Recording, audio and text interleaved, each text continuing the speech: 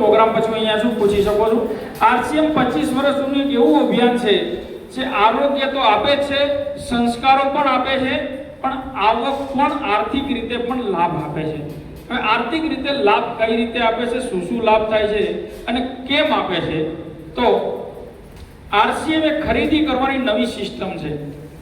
વર્ષો પહેલા ખરીદી થતી હતી વસ્તુ વિનિમય. શું થતું હતું? પૈસાની આપણે નહોતી, પૈસા હતા નહીં, વસ્તુની સામે વસ્તુની આપણે થતી હતી. ત્યાર પછી આવ્યું શાહુકાર, નગર શેઠ, પછી આવી દુકાન પછી આજે મોલ પછી ઓનલાઈન. છે કે નહીં? હે ને? જેમ જેમ સમય ફરે એમ ખરીદી કરવાની પદ્ધતિ પણ ફરતી જાય છે. હંમેશા ધ્યાનમાં રાખો, જ્યારે જૂની પદ્ધતિ હોય અને નવી પદ્ધતિ આવે ત્યારે હંમેશા જૂની પદ્ધતિ વાળા નવી પદ્ધતિનો વિરોધ કરે. હેલો, રાઈટ છે? અચ્છા, ખેતીમાં પહેલા બળદથી ખેતી કરતા હતા, જેથી પહેલી વાર ટ્રેક્ટર આવ્યું હશે તો ગામવાળાએ સ્વીકાર કરી લીધો. શું કરતા ખબર? આ હાલતી ના હશે, આ નો હાલે, બળદની હારે થોડું આવે. સાચું છે? અચ્છા, પહેલી વાર જ્યારે ફોન લાવ્યો છે ગામમાં, કોઈ ફોન લાવ્યો હશે તો યુવાન જ લાવ્યો હોય, જુવાનીઓ જ લાવ્યો હોય.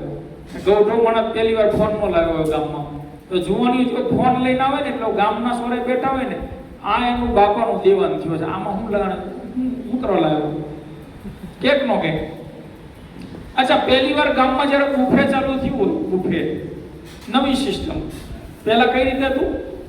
પંગત પાડીને જમવા બેહારતા. પહેલી વાર જ્યારે બુફે ચાલુ થયું ને તો ગામના વડીલો શું કહેતા ખબર?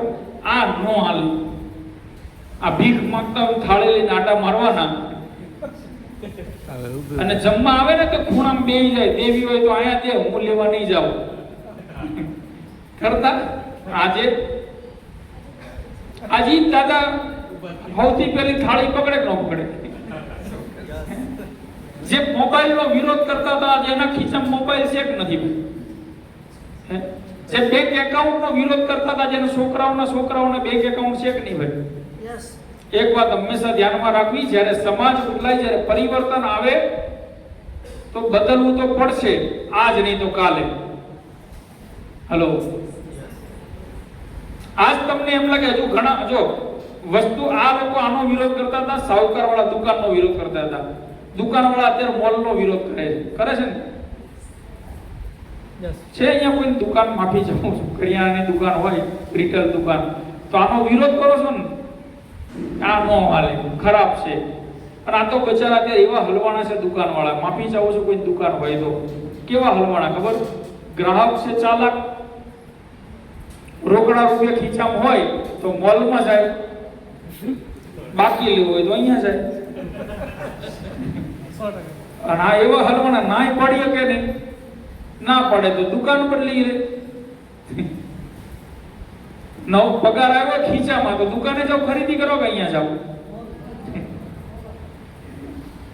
તો હંમેશા જૂનું જ બંધ થવાનું છે. દુકાને લઈએ સમજો 5-10 વર્ષ થાય ને, આ જે નવી પ્રજા છે ને, આપણી નવી પેઢી, એ દુકાને સામાન લેવા નહીં જાય, એ ઘરે બેઠા ઓનલાઈન મંગાવશે. અને અત્યારે સિટીમાં એવી એપ્લિકેશનો આવી ગઈ, ચોથા માળે બેઠા છો, ઓર્ડર કરો દૂધની થેલીનો, નીચેથી દૂધની થેલી ઉપર આવવા આવે. હેલો, હવે દૂધની થેલી 50 પૈસા મળે તોય બચારો નીચેથી ઉપર આપવા આવે. બોલો,